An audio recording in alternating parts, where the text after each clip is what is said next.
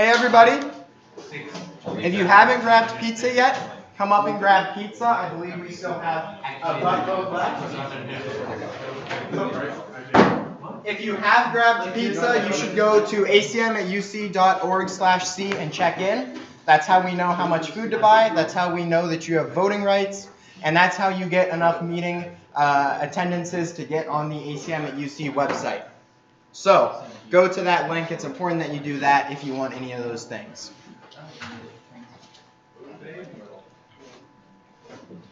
So if at any time during the meeting you want to come up and get more pizza, I encourage you to do that. I don't want to take it home. So come get more, eat to your heart's content. We've got Dr. Pepper up here as well. And we got a little bit of aspect ratio problems, so we're going to be presenting like this. Today, Andrew is going to be giving an AWS tech talk, so I'll hand it over to him after a couple of organizational updates.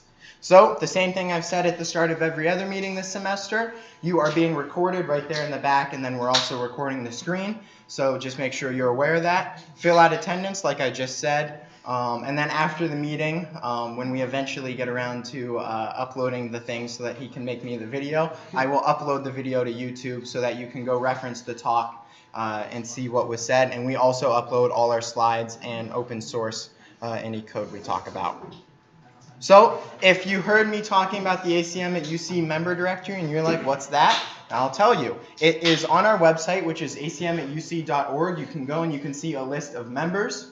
You can add yourself to that by going to our GitHub repo, forking it, and making a pull request. All the instructions are right there for you. So even if you've never used Git, you can just follow those instructions to fork the repo, make the changes, and then get yourself added to the ACM at UC member directory. We are continuing to offer academic services, which we will do through the finals week. We have office hours on Mondays and Thursdays. Mondays 6 to 7 and Thursdays 1 to 2. Won't be during Thanksgiving. And the glass fishbowl near, it is Rhodes 802A. It's near the lobby to the 801 space. So come hang out with us, talk about cool tech, ask us about questions you have in your classes. Maybe you're getting ready for finals and you want to go over something you didn't quite understand. We've got differing levels of experience from upperclassmen to people who might even be in the classes with you now. So come talk to us, hang out with us. Even if you don't have questions, you can just come in there and code if you've got nothing else to do. We'll be there. So Slack is our big thing. If you're not in our Slack, you should join it, acmnc.slack.com/signup. That's where we post things like job opportunities or internship opportunities, where we post links to cool tech news, where we encourage you to share cool tech news and tech happenings that you find while you're browsing the internet instead of being productive. It's also a place to get homework help, where we post about events that are going on and reminders about our emails. And it's yours to use as long as you follow the code of conduct. So if you want to make a channel for a project or you want to DM your friends on it, that's how you probably reach me if you're one of my friends. So Local Hack Day is coming up. It's December 2nd from 9 a.m. to 9 p.m. We're going to be in CRC 3200. Local Hack Day is a mini hackathon. So it's 12 hours. It's just like RevolutionUC in the sense that you come in, you are free to work on whatever you want for those 12 hours. We encourage you to make something cool, maybe a website, maybe a mobile app, or maybe you see Andrew give his talk on AWS EC2 and serverless, and you say, hey, I want to learn how to use those technologies. Come in and find a project. We can work together. You know, we've got this room of people who are really engaged and knowledgeable people, and somebody there is going to know what you're working on, and we can help each other. We can build, learn, grow, just like we do at RevolutionUC, and you're free to work on whatever you want. For Local Hack Day, there's no team size restrictions because there's no competition aspect. We're not judging at the end, though we very much encourage people to show off what they've been working on. You'll get free meals during it, and you can sign up at localhackday.acm@uc.org, and you can also find a couple more tidbits of information. So that'll be December 2nd. Definitely come out. It'll be a cool time. So RevolutionUC is our big hackathon. That's going to be officially March 3rd and 4th. As soon as I sit down and Andrew starts talking, I'll be sending an email to MLH, which should get us on the page tomorrow. It's UC's student-run hackathon. So first off, if you've never heard of a hackathon is typically a 24 or 36-hour event where a bunch of people who are interested in tech or creating things in general come together, make small teams, and then they just build something.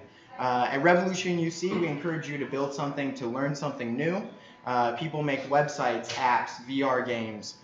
Some people even do hardware hacks. We work with MLH, which is Major League Hacking. They help run student hackathons all across the United States and Europe. They probably are going to send us a hardware lab, which will give you access to Oculus Rifts and Amazon Alexas and IoT kits and all different kinds of things. You get so many opportunities to learn something new, to make something cool, and it's a really fun event. We hold it up in the 801 space. Basically the entire 8th floor we hold hostage for a weekend for this event. So your food is entirely free during the event. It's 24 hours long, so that's a number of meals. You get to network with sponsors. In the past, we've had IBM, Northrop Grumman, Fifth Third, Kinetic Vision, Siemens PLM Software, and the list goes on and on. Members of the startup community downtown, as well as some of the larger co-op and internship hirers. We have fun mini events like cup stacking, which if you watch our recap video, you'll see a lot of cup stacking. We do a lot of coding, creating, building, and there's also prizes at the end for a bunch of different categories for the best overall projects. And there's so much more to the event in general. If you've never been to a hackathon, I encourage you to check it out. It is a heck of a weekend. It's a lot of fun. And you can be notified when registration opens by going to revolutionuc.com and clicking on the Notify Me link. And additionally, if you're interested in organizing, I'm the guy to talk to about that as well. We are a pretty large organizing team, and there's always things to be doing, and we're always looking for the next members to help organize the event. So I want to talk about the next ACM-W meeting and then the next ACM meeting, and then I'm going to hand it over to Andrew. The next ACM-W meeting is going to be Thursday, November 16th. They're going to give you an opportunity to provide feedback on the computer science, computer engineering curriculum, on the department, on how you feel things are going here, and then they'll be able to take that feedback back to the department and provide it, and it's a good way to get your voice heard and get the messages. If you see something you don't like, if you see something you do like, to get that across to the department to make sure those things either keep happening or don't keep happening. So it'll be actually right here exactly a week from now. So Swift 819 at 6 p.m. The next ACM meeting would, on a 2-week schedule, be Thanksgiving Day, but hopefully you guys aren't here on Thanksgiving in this room. So on November 30th, which is a week after, so 3 weeks today, in Bronstein 300, which is right over there, we are going to do an end of the semester social hangout. We're going to watch Ex Machina. I don't know if I just said that right. Ex Machina? Okay, well, it looks like Machine, and that is a fantastic movie. If you've never seen it, I'd show a trailer, but we're recording this, and I don't know if YouTube would get iffy on me showing a trailer, and so we won't record the next meeting either, because that would basically be pirating a movie. So you'll get free dinner, and then I also want to do, and you'll get an email about this, we're probably going to do a dessert potluck, where we're going to encourage people to bring a couple of desserts or something, or you bring 6 ice cream bars and the next person brings some cookies they baked, and then we get to share desserts. So that'll be November 30th at 6 p.m. And so before I move on, does anybody have ACM at UC general inquiries, questions? Okay, so how about a round of applause for our very own conferences and education chair, Andrew Brooke. He's going to talk about AWS and serverless.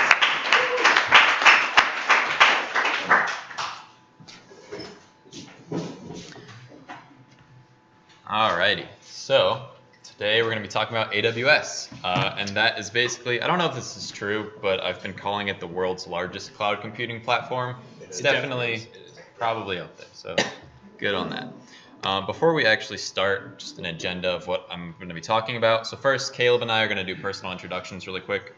I'm going to explain what exactly AWS is and what type of things you can do on it. And then I'm going to go through a use case of like a small application that I built up with a few different AWS services and explain the different components and how they work and interact together. And then I'm going to kind of leave it open to you guys to see what you might want to go deeper into if you want to look at the actual code of the application or just have questions on general stuff. So with that, introductions, I'm Andrew Brooke. About me, I'm a 4th year computer science student here at UC.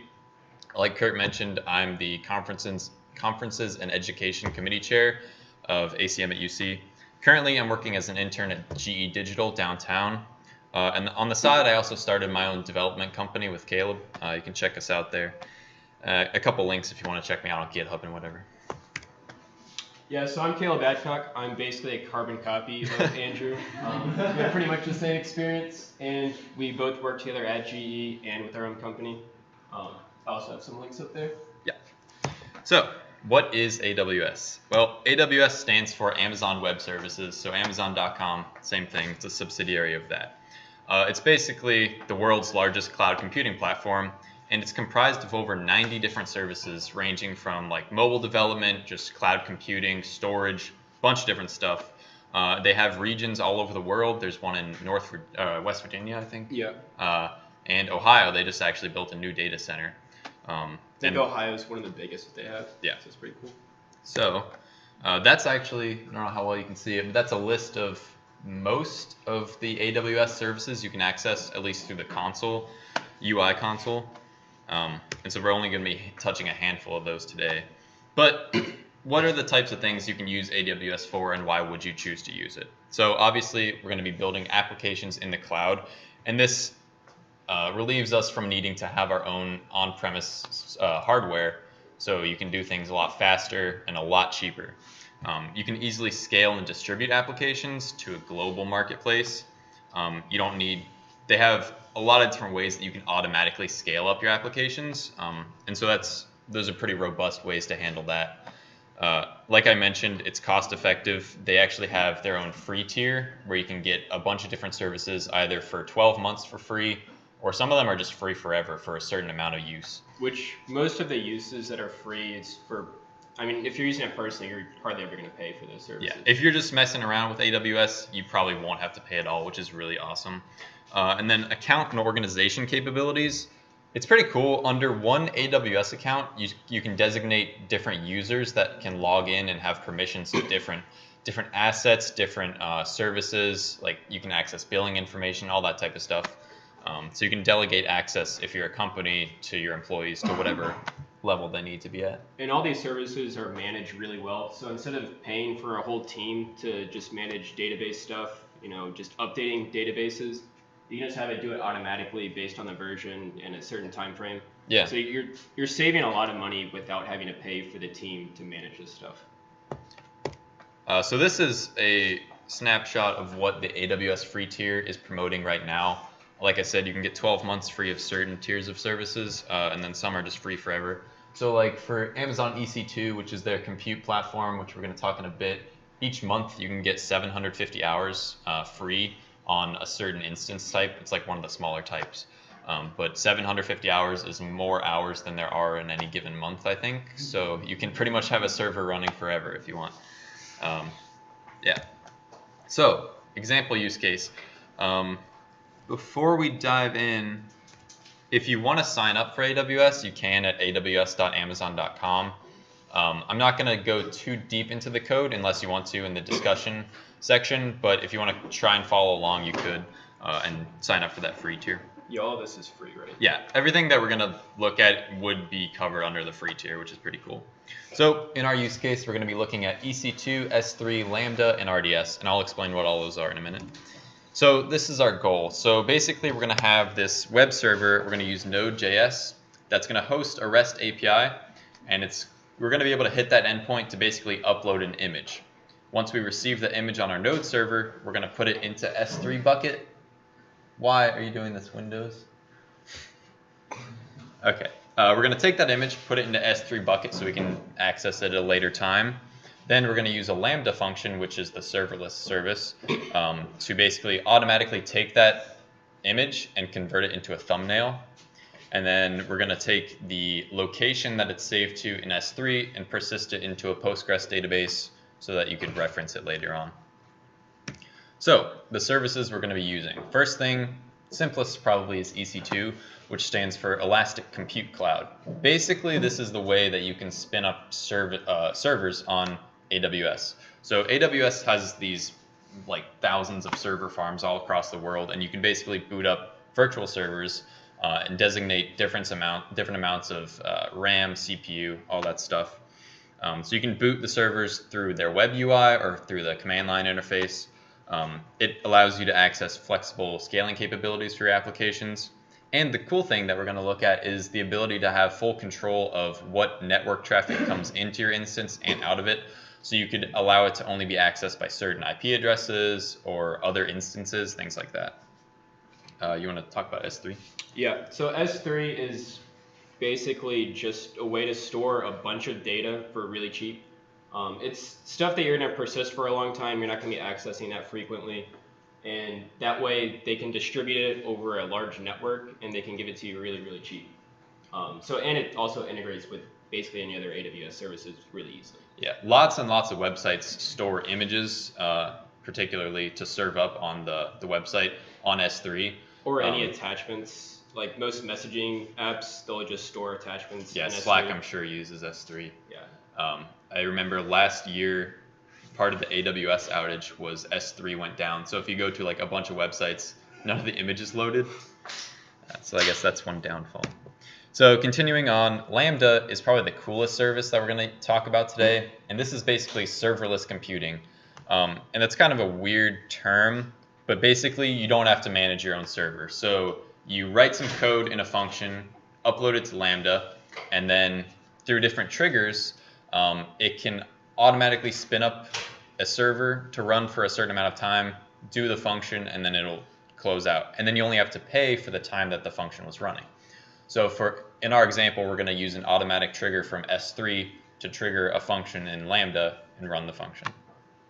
And then RDS you can talk about. It's their managed database services. So they'll automatically manage the scaling of your database, the upgrades of it, basically anything. And they support a decent amount. Their own Aurora.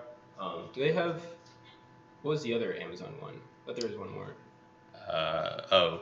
Essentially D. They don't support that? I don't think so. These are just the 6. Yeah, they have Postgres, MySQL, Mario. Basically anyone that you're probably going to be using for relational databases, they have it. Yep. And it's really easy to use. And another thing that can do automatically is automatic backups, which is really cool. Yeah. They store it in S3 too, right? I think so. Yeah. So before we begin, there are a couple links for you guys. So I put all of the code that we may or may not look at in a repository on GitHub. So you could check that out. And then there's the AWS Home and then the free tier. So now we're going to do a demo. So this is what the AWS console basically looks like. You can pull down this services menu and see all these different services like the image I showed earlier. So first, let's check out EC2. If you guys have any questions during this, feel free to either interrupt me or just raise your hand. So I'll kind of go through each component of this application that I built. So here we can see all the instances that we're running. And basically you can see here, this is our instance. I'll walk you through launching your own instance.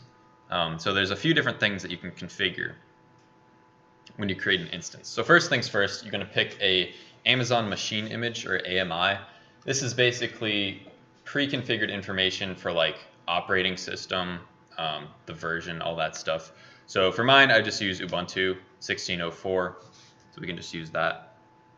You can also save your own images and then use those at a later time, which is pretty cool if you know the types of software you already want to have installed. Now here is where you can choose how big your instance is going to be. You can see that this T2 Micro is free tier eligible. The others are not, obviously, because they scale up pretty heavily. I guess this is probably the most expensive one. It has 64 gigabytes of RAM and 64 CPUs and almost 500 gigs of RAM, which is a lot. So let's not do that one. The pretty cool thing is they price it hourly. So basically, if you just have a server on for an hour, I think the I don't know if they have the prices on here, but the non-free tier price for the T2 Micro is like half a cent or something for an hour, which is pretty darn cheap. Next thing, you can just configure a few different things. So one really cool thing in EC2 is that you have full control of all the networking aspects of your instances. So you can choose a VPC. What does that stand for? Virtual private cloud? Yeah. So you can basically manage your own network within AWS and designate what services and what instances can talk to each other. You can set up subnets, really complicated stuff. So let's go to next. You can obviously add different storage volumes. I think by default it's set to 8 gigabytes. One major advantage of the virtual private cloud is you don't have to worry about other people trying to hit your boxes. Because there's a lot of scripts out there that just scan common ports open. Yes. They'll just ping your devices constantly, and they'll just cause them to DDoS because they're trying to access it with a bad password, and the database responds by blocking out all connections because people are trying to get in. So it stops it before it even reaches your VPC. An example that you could fix that is if you have a database, let's say you only want, the only thing that should be able to talk to the database is your own server. You can easily just create a security group that says, hey, only this EC2 instance's IP address is allowed to hit port whatever for your database. And then nothing else would even touch it. So you can configure storage, add tags for just managing your instances. And then this is where we get to the security groups. So you can add inbound and outbound rules. By default, the only thing that can access in EC2 is port 22. It's set from anywhere. You could change it to your IP or another security group. So you can chain these together and allow instances to only talk to other instances, things like that. So I'll just leave that on. I'm not actually going to launch this because I already have one. And then the other thing, the way that you access your instance is by creating a key pair. And that's basically how you SSH into your instance, which is what I'll show next. So I already have this instance, and you can see I've got this public DNS host name that I can go to. And I'll just SSH in there.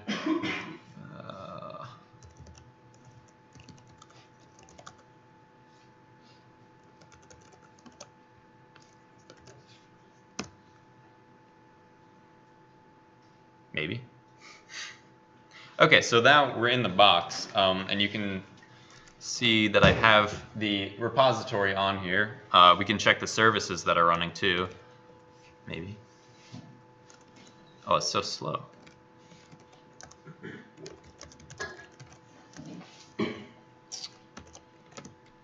Okay, so there's a service that's running the Express server on port 80. So we can actually hit that.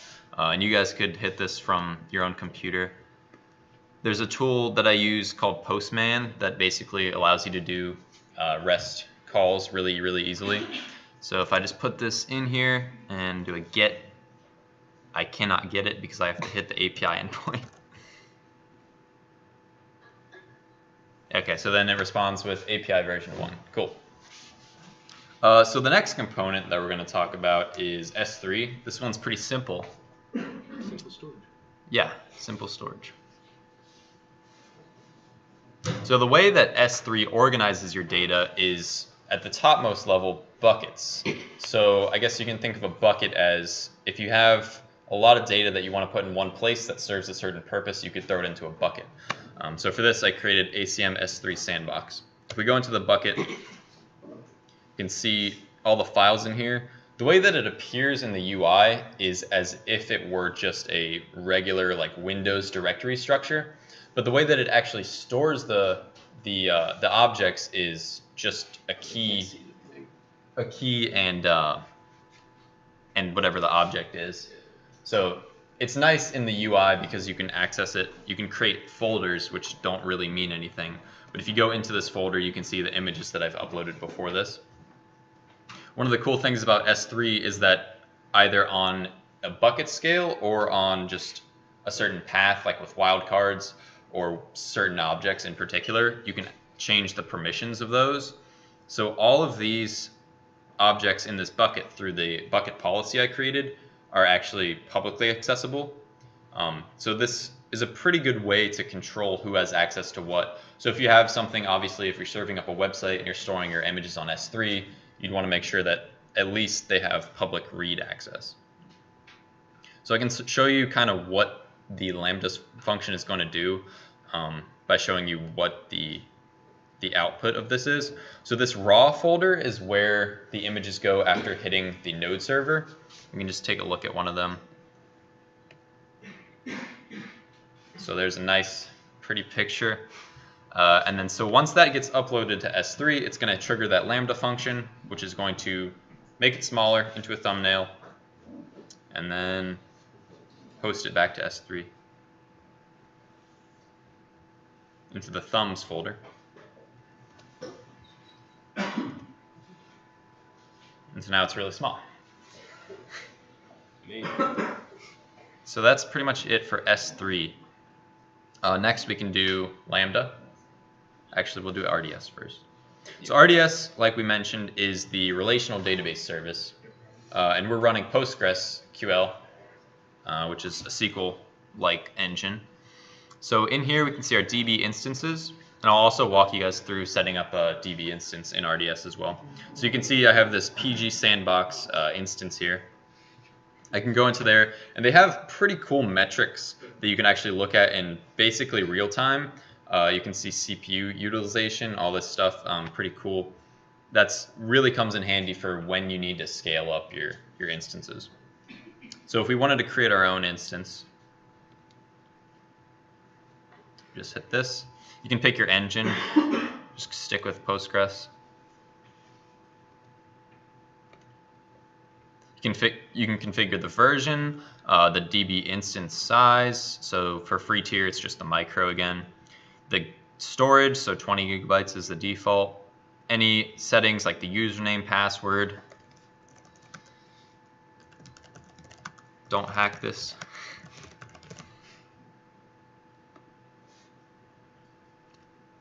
You can also specify the VPC you want it to be in. So if we were spinning up an instance on EC2 and then an RDS database, we'd probably put them in the same VPC if they're for the same application.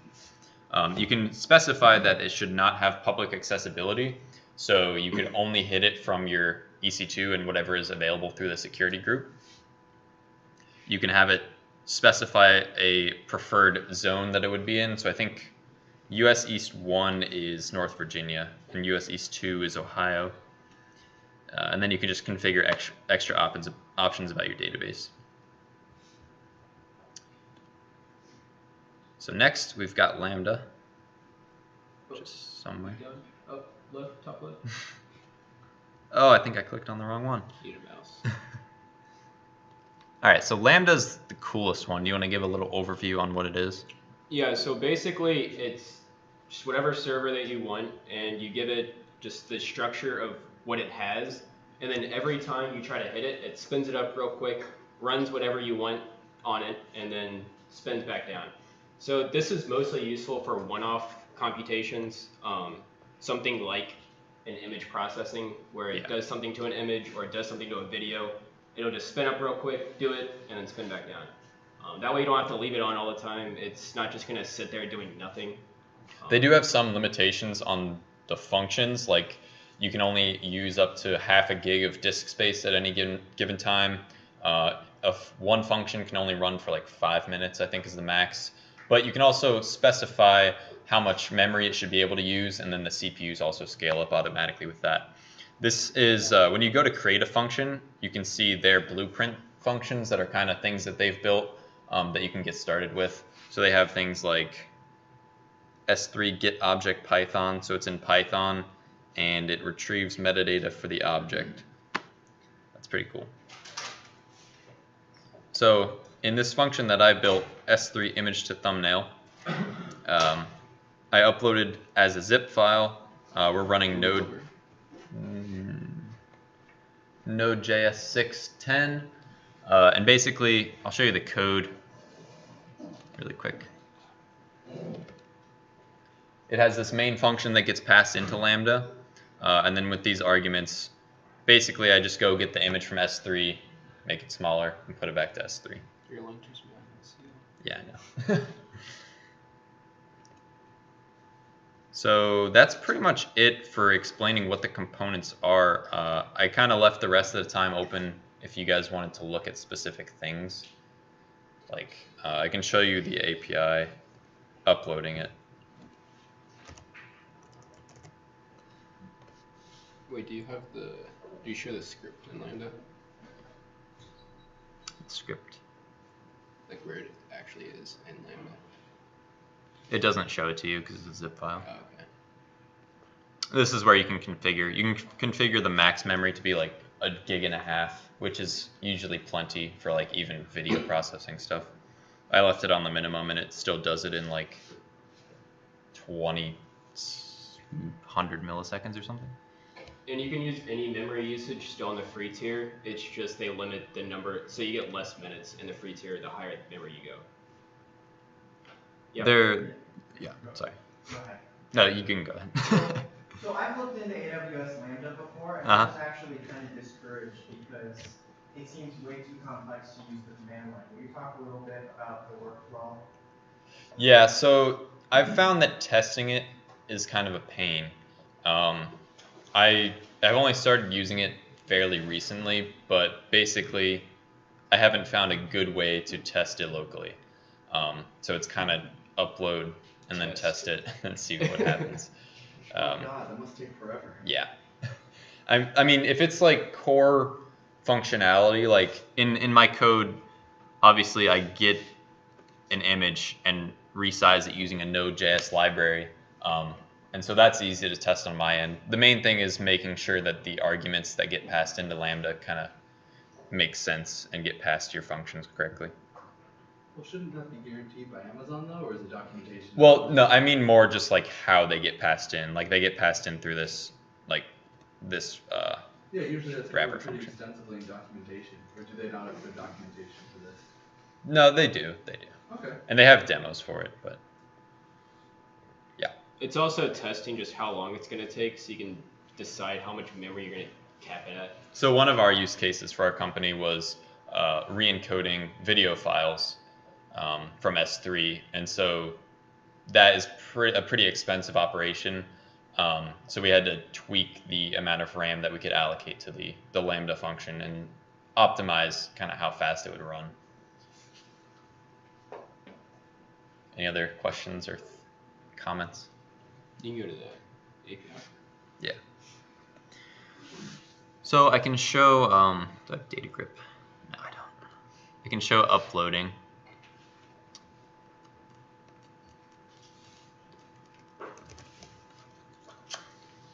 And you could do this as well if you wanted to. Yeah, we'll try this. So basically this thing that came back gives us the key of where that's stored on S3, and then inserted is a Boolean just saying, hey, it was inserted to the Postgres database. So if we head over to S3 and take a look at that, we can see that it's there.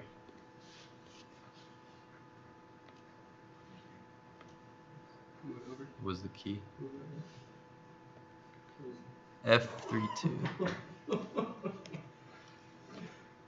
Yeah, so there's the original file. That's nice. And then let's see if it made the thumbnail.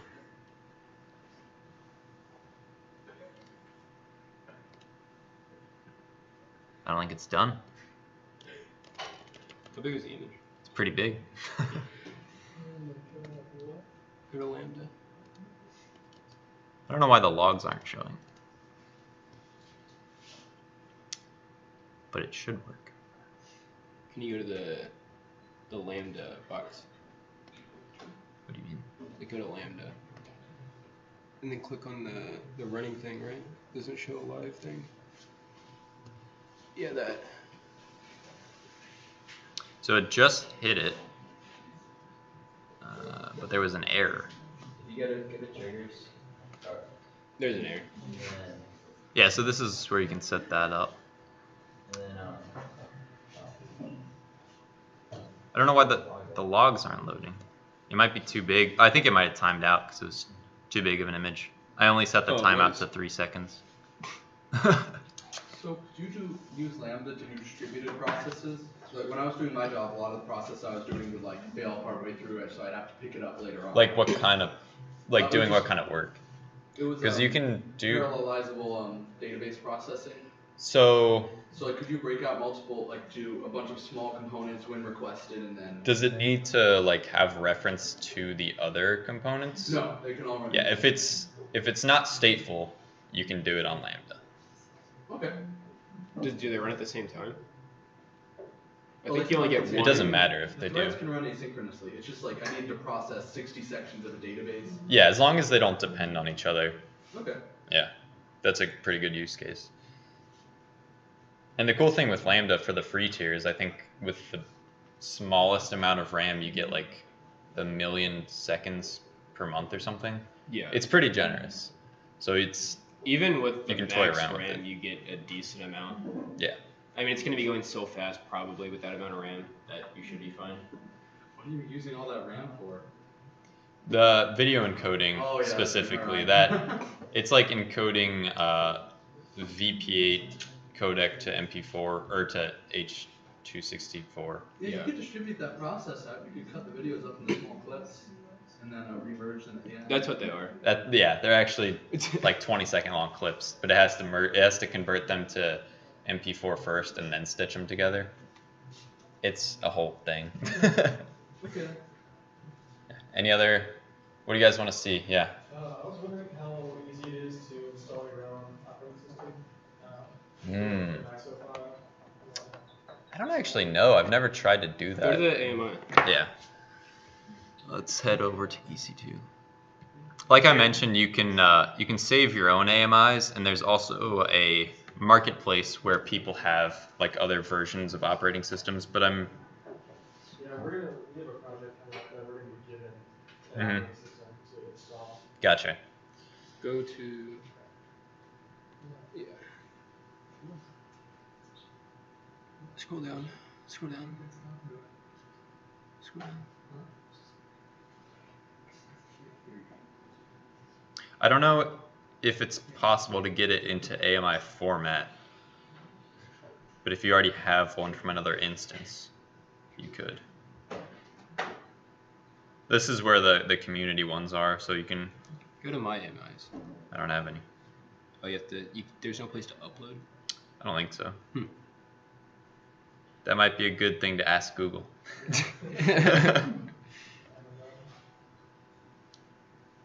It's a pretty common use case, I'd assume. Maybe, yeah. You can also do like containers on EC2, which is pretty cool. If you have like an application that runs in Docker, that's a really easy way to put it on like a bunch of EC2 instances. Is there a native Kubernetes stack? Do you repeat that? Sorry. Is there like a native Kubernetes? I don't know. Kubernetes. So where do you Never get all used the it. money to boot up all these analysts? What? Where do you guys get all the money to boot up all these analysts? I mean, a lot of it is just covered by the free tier. Their free tier is really, really generous. Yeah. Like, 5 nothing. years ago, it was not generous. Yeah, and you can also get free AWS credit as a student. And also, I think at RevuC last year, Oh yeah, they Is gave there you 100. I suspect if you come to local hack day, there will be $100 Yeah. AWS credit. and $100 on AWS will get you pretty far. They also have different types of EC2 instances that have dedicated graphics cards. So if you needed GPU processing for anything, those are a lot more expensive. I think the cheapest one is like a couple dollars an hour. But that's obviously something that wouldn't run for that long. Anything else? Do you guys want to see the code for like the node thing? Sure. You guys familiar with Node.js at all? That's cheap. A little bit? Okay. So if you want to check out the repository, I tried to make a fairly helpful README that you could look at, which is here. All you need is Node and a text editor, run npm install to install the packages. Basically, this uses a framework called Express.js to serve up the API. And so you can configure different endpoints really easily. So you can see right here, I've made a router called v1 to version the API.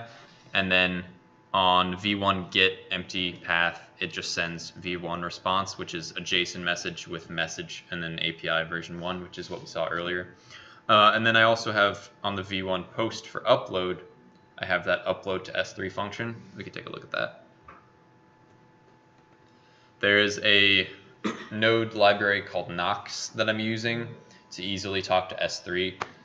The AWS SDK is also available for Node, but it's kind of bulkier, and since I'm just using S3 for this, I didn't really need it.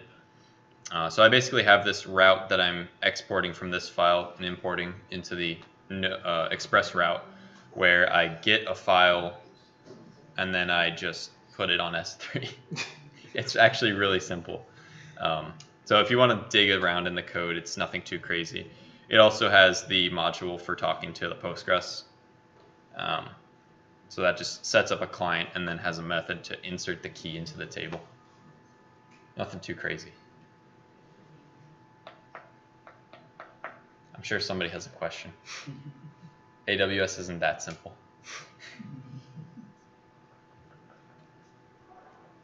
Do you have a web console, or do you always have to SSH in? I know Google. No, yeah. So this is the web UI. I mean, do they have like a web console for interfacing with EC2 instances? Oh, I don't think so. I remember I used Google Cloud once, and I was just amazed that with one button I could SSH into it from my web browser. You could set up like remote desktop if you wanted to. All right. But they're probably actually we could do a search. Just a text console to the server. I don't know if there is native to the EC2 UI, but if you click connect, it'll show you like the command for SSHing if you haven't ever done that before. Oh no, I've done it before. It's just really convenient when you want to first boot up the instance and load all the software. Yeah.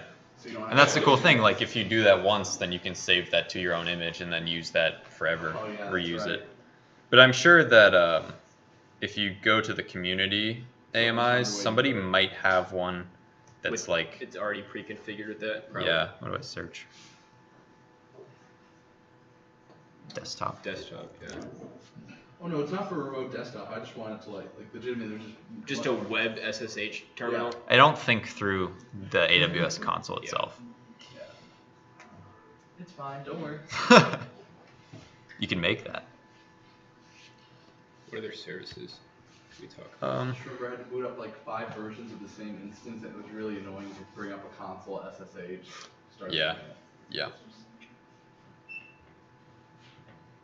They also give you fairly robust access to viewing the billing details, so you can actually see how much of the free tier you've used and set alerts and things if you go like over a certain amount or anything like that, which is pretty handy if you're spinning up more powerful instances and like forget to turn it off or something.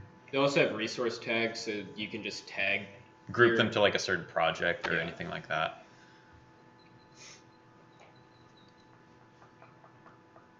Anything else? Okay, That's it. that's it.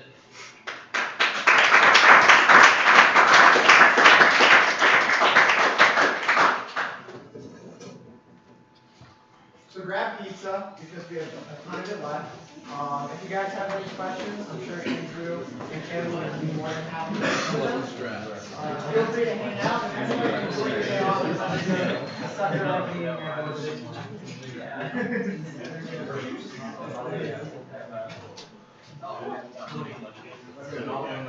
First year, they just like us.